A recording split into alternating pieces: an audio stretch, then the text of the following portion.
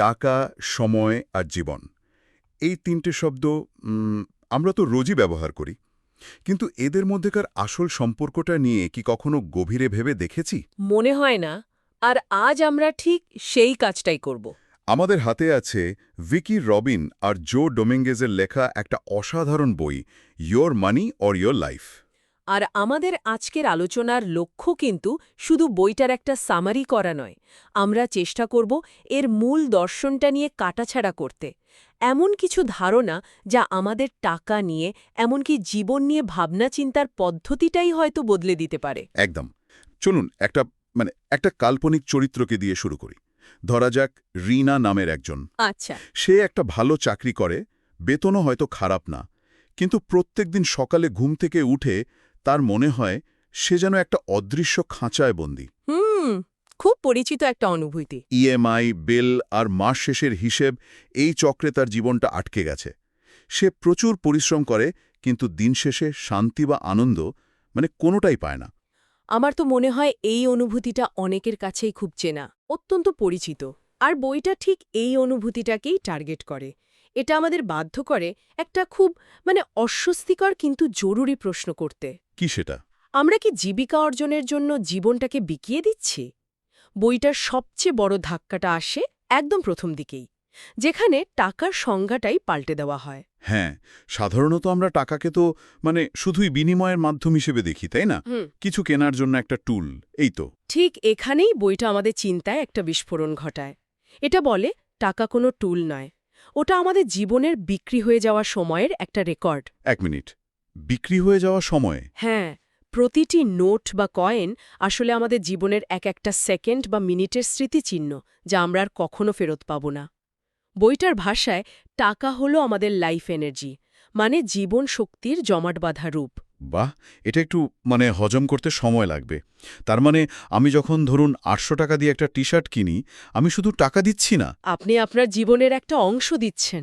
যে টাকাটা আয় করতে আমার হয়তো ৪ ঘন্টা সময় লেগেছে, সেই ৪ ঘন্টা যা আমি আমার পরিবারের সাথে কাটাতে পারতাম বা কোনো নতুন কিছু শিখতে পারতাম। ঠিক ধরেছেন। আর যেই মুহূর্তে কেউ এই দৃষ্টিভঙ্গি থেকে জগৎটাকে দেখতে শুরু করবে, তার কেনাকাটার সিদ্ধান্ত নেওয়ার পদ্ধতিটাই বদলে যাবে। হঠাৎ করে একটা দামি ফোন আর শুধুই একটা গ্যাজেট থাকবে না, ওটা হয়ে উঠবে আপনার জীবনের, ধরা যাক, ১৫০ ঘন্টার সমান। তখন নিজেকে প্রশ্ন করতে বাধ্য হবেন, এই বস্তুটা কি আমার জীবনের ১৫০ ঘন্টার চেয়েও বেশি মূল্যবান? এই প্রশ্নটাই হলো আর্থিক সচেতনতার প্রথম ধাপ। একদম। এটা তো দারুণ একটা চিন্তার মোড়। তাহলে আমাদের চরিত্র রিনার কথায় যদি ফিরি, সে যদি এই ধারণাটা বুঝতে পারে, তাহলে তার পরের পদক্ষেপ কি হবে? সে তো তার বেতনের অঙ্কটাকেই তার আয় বলে জানে। আর এখানেই বইটা দ্বিতীয় ধাক্কাটা দেয়। বইটা বলছে আমাদের স্যালারি স্লিপে যে অঙ্কটা লেখা থাকে সেটা একটা ভ্রম। ভ্রম? কেন? বেশি বেতন মানেই তো বেশি আয়, এটাই তো আমরা সবাই জানি। কারণ আমরা শুধু যা পাই সেটা দেখি, কিন্তু সেটা পেতে গিয়ে যা খরচ হয় সেই অদৃশ্য খরচগুলোর হিসাব করি না। যেমন ধরুন রিনার বেতন ৩০,০০০ টাকা। সে হয়তো খুব খুশি, কিন্তু আসল হিসাবটা একটু দেখি চলুন। অফিসে যাতায়াতে তার মাসে খরচ হয় ৩,০০০ টাকা। আচ্ছা। অফিসের জন্য ফরমাল পোশাক, আনুষাঙ্গিক খরচ আরও ২,০০০ টাকা। কাজের চাপে প্রায়ই বাইরে খেতে হয়, তাতে আরও ৩,০০০ টাকা। তার মানে আপাতদৃষ্টিতে ৩০,০০০ টাকা আয় করলেও সেই টাকাটা আয় করার জন্যই তার খরচ হয়ে যাচ্ছে ৮,০০০ টাকা। তাহলে তার আসল আয় দাঁড়ালো ২২,০০০ টাকা। একদম। কিন্তু এখানেই শেষ না, এর সাথে সময়ের খরচটাও যোগ করতে হবে। রিনা হয়তো দিনে ৯ ঘন্টা কাজ করে, কিন্তু যাতায়াতে তার আরও ২ ঘন্টা চলে যায়, মানে দিনে ১১ ঘন্টা। ওহ! আর বাড়ি ফিরে কাজের চাপ আর ক্লান্তি দূর করতে সে হয়তো ২ ঘন্টা শুধু সোশ্যাল মিডিয়া স্ক্রল করে কাটায়। তাহলে দিনের মোট ১৩ ঘন্টা সে এই চাকরির জন্য প্রত্যক্ষ বা পরোক্ষভাবে খরচ করছে। ২০,০০০ টাকার আসল আয়কে এই মোট সময় দিয়ে ভাগ করা হয়, তাহলে তার প্রতি ঘন্টার আসল মজুরিটা বেরিয়ে আসবে। আর সেই অঙ্কটা দেখলে হয়তো সে চমকে উঠবে। তার মানে এমনও হতে পারে যে কম বেতনের একটা চাকরি, যেটা বাড়ির কাছে আর যেখানে মানসিক চাপ কম, সেটা হয়তো রিনার জন্য আর্থিকভাবে বেশি লাভজনক। ঠিক। এটা তো পুরো চিন্তার জগৎকেই উলটপালট করে দেওয়ার মতো ধারণা। ঠিক তাই। বইটার মূল বার্তা হল অঙ্কের পেছনে দৌড়ানো বন্ধ করতে হবে, নিজের আসল আয় আর প্রতি ঘন্টার আসল মজুরিটা জানতে হবে, তাহলেই জীবনের সঠিক সিদ্ধান্তগুলো নেওয়া সম্ভব। কিন্তু এইসব কঠিন সত্যিগুলো যখন সামনে আসে তখন তো অতীতের ভুলগুলোর কথাও মনে পড়ে, তাই না? হয়তো রিনার মনে পড়বে সে কিভাবে বোকার মতো একটা বাজে স্কিমে অনেক টাকা নষ্ট করেছিল। এটা হয়। এই অপরাধ বোধ বা লজ্জার অনুভূতিটা তো মানুষকে আরও পিছিয়ে দেয়। শুধু ভুলে যাও বলাটা তো সহজ। বইটা কি এই মানসিক বাধাটা কাটানোর কোনো বাস্তবসম্মত উপায় বাতমেছে? খুব গুরুত্বপূর্ণ একটা প্রশ্ন তুলেছেন, আর বইটা এই বিষয়টাকে অত্যন্ত সহানুভূতির সাথে দেখেছে। লেখক বলছেন, নিজেকে দোষারোপ করাটা একটা ঘূর্ণির মতো, যা আমাদের শুধু নিচের দিকেই টানে। ঠিক। এর থেকে বেরোনোর প্রথম ধাপ হল দৃষ্টিভঙ্গি বদলানো। ধরা যাক, রিনা একটা ভুল বিনিয়োগে ৫০,০০০ টাকা হারিয়েছে। সে যদি এটাকে লস হিসেবে না দেখে শিক্ষার খরচ বা টিউশন ফি হিসেবে দেখে, তাহলে কেমন হয়?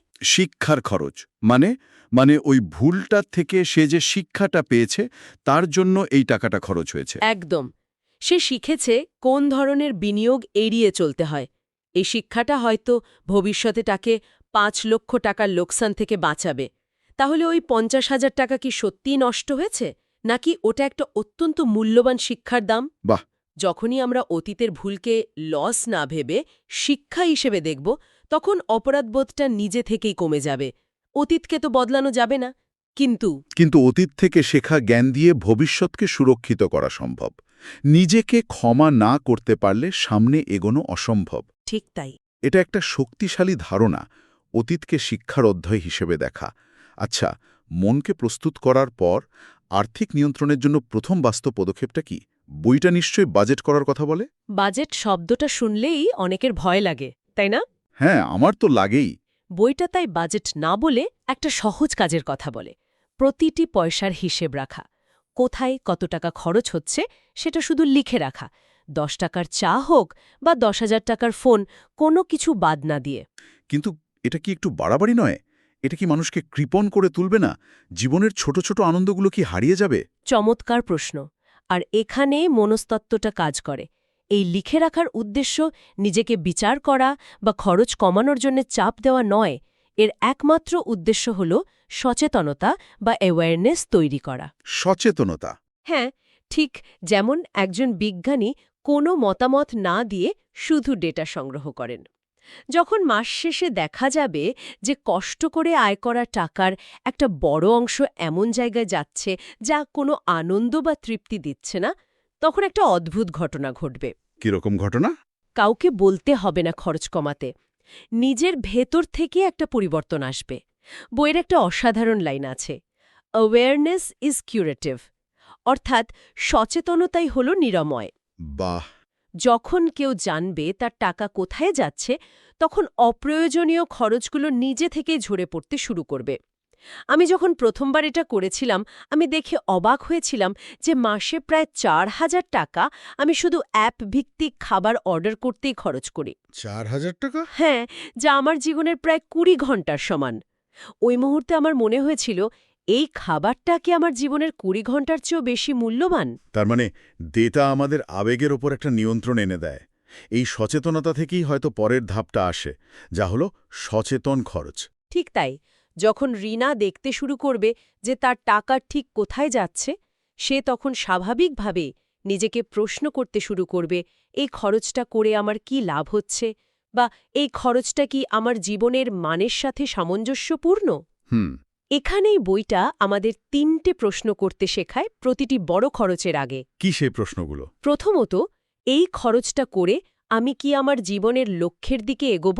হুম। দ্বিতীয়ত, এই জিনিসটা কেনার জন্য আমার যে জীবন শক্তি খরচ হবে তার কি সঠিক বিনিময় আমি পাচ্ছি? আর তৃতীয়টা? আর তৃতীয়ত, যদি আমার টাকার চিন্তা না থাকত, তাহলেও কি আমি এই জিনিসটা কিনতাম বা এই কাজটা করতাম? তৃতীয় প্রশ্নটা তো খুব গভীর। অনেক সময় আমরা সামাজিক চাপ বা অভ্যাসেই অনেক কিছু করি, যেমন নতুন মডেলের ফোন আসা মাত্রই কিনে ফেলা। ঠিক। এই প্রশ্নগুলো আমাদের সেই অটোমেটিক মোড থেকে বের করে এনে সচেতন করে তোলে। একদম।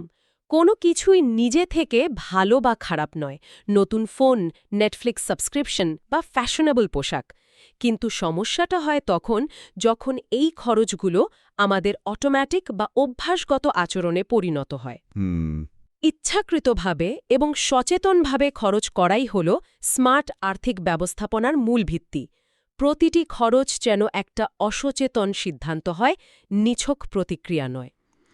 তাহলে আমরা জীবনশক্তি বুঝলাম, আসল আয় হিসাব করলাম, অতীতের বোঝা থেকে মুক্ত হলাম এবং সচেতনভাবে খরচ করতে শিখলাম।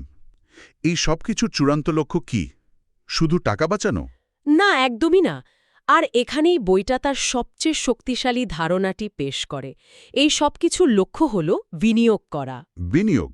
কিন্তু বিনিয়োগের সংজ্ঞাটাও এখানে প্রচলিত ধারণার থেকে সম্পূর্ণ আলাদা। সাধারণত আমরা বিনিয়োগ বলতে বুঝি আরও বেশি টাকা বানানো, আরও বিলাসবহুল জীবনযাপন করা, একটা বড় গাড়ি বা বাড়ি কেনা, এইসব। বইটা কি অন্য কথা বলছে? বইটা বলছে বিনিয়োগের লক্ষ্য স্ট্যাটাস বা লাক্সারি নয়। বিনিয়োগের একটাই লক্ষ্য, স্বাধীনতা কেনা। আরও নির্দিষ্ট করে বললে আর্থিক স্বাধীনতা বা ফাইন্যান্সিয়াল ইন্ডিপেন্ডেন্স অর্জন করা। ফাইন্যান্সিয়াল ইন্ডিপেন্ডেন্স, এই শব্দটা আমরা প্রায়ই শুনি, কিন্তু এর আসল মানেটা কি?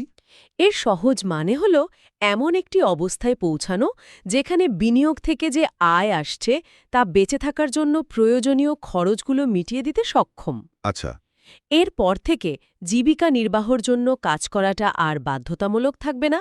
কাজ তখন একটা পছন্দের বিষয় হয়ে দাঁড়াবে, প্রয়োজনের নয়। তার মানে টাকা জমানো বা বিনিয়োগের চূড়ান্ত উদ্দেশ্য হল নিজের জীবন ও সময়কে টাকার বিনিময়ে কিনে নেওয়া। এক্স্যাক্টলি। যে জীবনশক্তি আমরা টাকা আয় করতে গিয়ে বিক্রি করেছিলাম, সেই জীবনশক্তিকেই আবার বিনিয়োগের মাধ্যমে নিজের জন্য ফিরিয়ে আনা। কি অসাধারণ একটা ধারণা! ঠিক তাই। বিনিয়োগ এখানে শুধু সম্পদ বাড়ানোর যন্ত্র নয়, এটা স্বাধীনতা কেনার মাধ্যম। যখন রিনা এমন একটা জায়গায় পৌঁছাবে যে সে জানে কাল থেকে তার চাকরি না করলেও চলবে, তখন তার কাঁধ থেকে যে মানসিক বোঝাটা নেমে যাবে তার কোনো আর্থিক মূল্য হয় না। সে তখন তার বসকে ভয় পাবে না, অফিসের রাজনীতি নিয়ে ভাববে না, সে মুক্ত। একদম। আর এটাই আমাদের আলোচনার শেষ ধাপে নিয়ে আসে সত্যিকারের সমৃদ্ধ জীবন বা রিচ লাইফ। যখন টাকার ভয় বা টাকার জন্য কাজ করার বাধ্যবাধকতা থাকে না, তখন কি হয়? মানুষকে কাজ করা ছেড়ে দেয়? কিছু মানুষ হয়তো দেয়, কিন্তু বইটির মতে বেশিরভাগ মানুষই কাজ চালিয়ে যায়। তবে তখন তারা সেই কাজ করে যা তারা মন থেকে করতে ভালোবাসে। ও, আর্থিক স্বাধীনতা মানে কাজ ছেড়ে দেওয়া নয়। এর মানে হল অর্থহীন কাজ ছেড়ে দিয়ে অর্থপূর্ণ কাজে যুক্ত হওয়ার স্বাধীনতা। রিনা হয়তো তার কর্পোরেট চাকরি ছেড়ে দিয়ে একটা ছোট স্কুল খুলতে পারে, বা কোনো সামাজিক কাজ করতে পারে যা সে সবসময় করতে চেয়েছিল কিন্তু টাকার অভাবে পারেনি। ঠিক। জীবনটা তখন আর টিকে থাকার সংগ্রাম থাকে না, হয়ে ওঠে নিজের পছন্দের সৃষ্টি। আর বইটির মতে এটাই সত্যিকারের সমৃদ্ধি। অনেক টাকা থাকা মানেই সমৃদ্ধ জীবন নয়। নিজের সময় এবং শক্তির ওপর সম্পূর্ণ নিয়ন্ত্রণ থাকা এবং তা নিজের ইচ্ছামতো ব্যবহার করতে পারাই হল সত্যিকারের রিচ লাইফ। তাহলে আজকের পুরো আলোচনার সারসংক্ষেপ করলে যা দাঁড়ায় তা হল, টাকা নিজে কোনো লক্ষ্য নয়, এটা একটা শক্তিশালী মাধ্যম যা আমাদের জীবনকে নিয়ন্ত্রণ করতে পারে। আবার আমরা সচেতন হলে এই মাধ্যমটি ব্যবহার করেই আমরা আমাদের জীবনের নিয়ন্ত্রণ এবং অমূল্য সময়কে ফিরিয়ে আনতে পারি। জীবন টাকাকে সেবা করার জন্য নয়, বরং টাকা জীবনকে সেবা করার জন্য। আমাদের প্রতিটি আর্থিক সিদ্ধান্ত এই দর্শনের উপর ভিত্তি করে হওয়া উচিত। টাকা খরচ করার আগে আমাদের প্রত্যেকবার ভাবা উচিত, এই সিদ্ধান্তটা কি বইয়ের এই মূল দর্শনটার সাথে মিলছে? আলোচনা শেষ করার আগে শ্রোতাদের জন্য একটি প্রশ্ন ভাবার জন্য রেখে যাওয়া যাক। যদি কাল থেকে টাকার জন্য কাজ করার কোনো প্রয়োজন না থাকত, তাহলে একজন তার জীবনশক্তি কোথায় এবং কিভাবে খরচ করত? কোনো বাধ্যবাধকতা ছাড়া দিনের প্রতিটি ঘণ্টা কোন কাজে লাগানো যেত? এর উত্তরটা হয়তো জীবনের আসল উদ্দেশ্য খুঁজে পেতে সাহায্য করবে।